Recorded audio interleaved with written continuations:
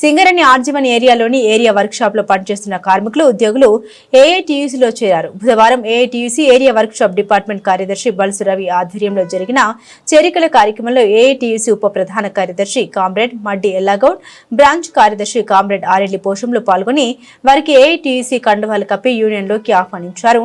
అనంతరం వారు మాట్లాడారు. సింగరేణిలో ఏఐటీయూసీ యూనియన్ చరిత్ర కలిగిన యూనియన్ అని, కార్మికుల హక్కుల సాధన కోసం నిరంతరం పోరాడేది ఏఐటీయూసీ మాత్రమని వారు పేర్కొన్నారు. కొన్ని యూనియన్లు మా వ్యతిరేకులు ఏఐటీయూసీ కార్మికులకు చేసిన సేవల్ని ఓర్వలేక మారుపేర్లు, విజిలెన్స్ కేసుల బాధితుల సమస్యను అడ్డం పెట్టుకుని ఏఐటీయూసీ ఆఫీస్ ముందు ధర్నాలు చేయించి పబ్బం గడుపుకుంటున్నారని వారు ఆరోపించారు.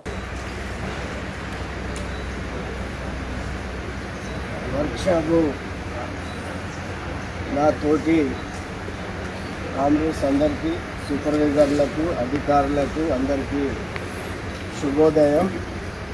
ఈరోజు మన వర్క్షాప్లో జైనింగ్ కార్యక్రమం జరిగింది.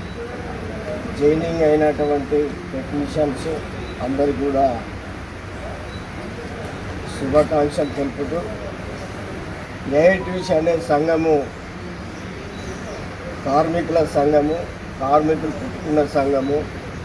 ఇక మన ఆర్జీవన్కు ఇచ్చేస్తే మనము ఏఐటీయూసీ గెలిచిన నుండి నిన్నటికి సంవత్సరం అయింది మనకు సర్టిఫికెట్ ఇచ్చి గెలిచిన గుర్తింపు సంఘంగా గెలిచిన తర్వాత స్ట్రక్చర్ సమావేశాలు స్టార్ట్ అయినాయి.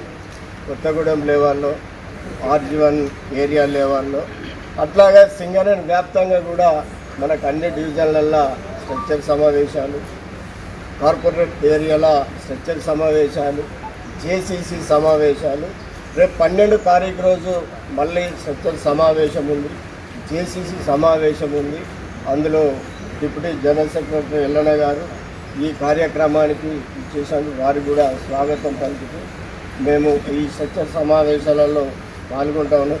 వీళ్ళు స్ట్రక్చర్ సమావేశంలో ఉంటారు, మాతోటి జేసీసీ సమావేశంలో కూడా ఉంటారు. జేసీసీ సమావేశానికి, స్ట్రక్చర్ సమావేశానికి తేడాలు కొంచెం తెలుసుకుందాం. నాకున్న పరిజ్ఞానం మేరకు చెప్పగలుగుతా.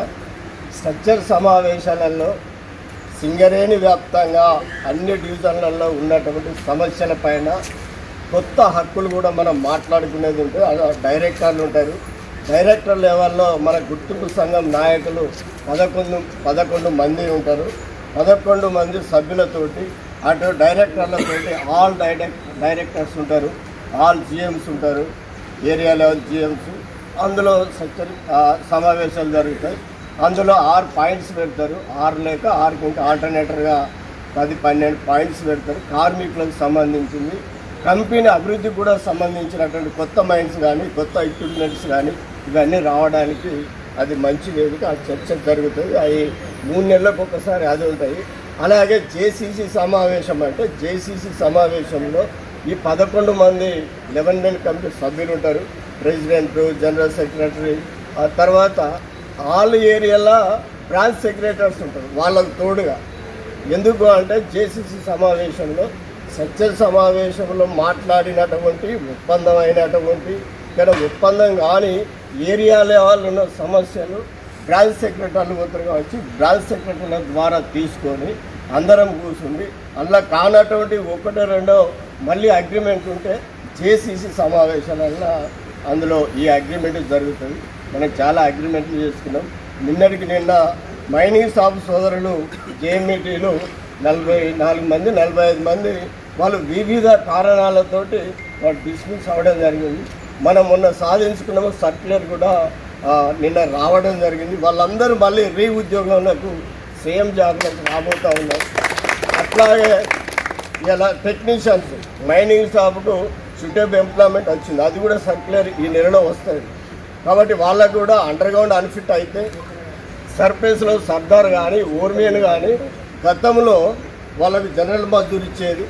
ఇప్పుడు అదే సేమ్ జాబ్ ఓర్మేన్గా సర్దార్గా ఇచ్చే సర్క్యులర్ వచ్చింది. ఇప్పుడు ఇస్తాను. సర్క్యులర్ ఈ నెలలో వస్తుంది. అట్లాగే టెక్నీషియన్కి సంబంధించి, టెక్నీషియన్ సూపర్వైజర్లకు సంబంధించి టెక్నీషియన్కి ఉన్నటువంటి సూపర్వైజర్లకు వచ్చింది.